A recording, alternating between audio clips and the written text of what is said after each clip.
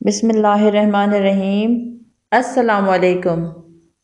امام صادق علیہ السلام فرماتے ہیں، جو شخص فرض نمازوں میں سے کسی ایک میں سورہ قدر پڑھے گا، ایک منادی پکارے گا، اے خدا کے بندے، اللہ تعالیٰ نے تمہارے پچھلے گناہ معاف کر دیے، لہٰذا اپنے اعمال دوبارہ شروع کرو۔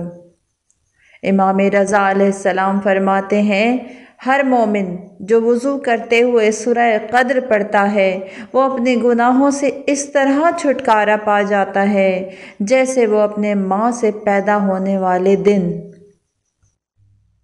امام صادق علیہ السلام فرماتے ہیں، جو شخص پانی پر سورہ قدر پڑھے اور اس میں سے پیے، اللہ تعالیٰ اس کی آنکھوں میں نور ڈال دے گا۔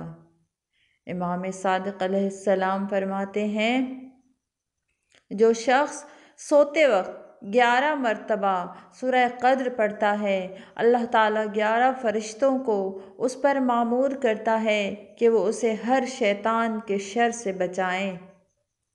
امام صادق علیہ السلام فرماتے ہیں، جو کوئی سورہ قدر کو اپنا شفیع قرار دے اور خدا کی درگاہ میں درخواست کرے تو خدا اس کی درخواست کی اجابت کرے گا۔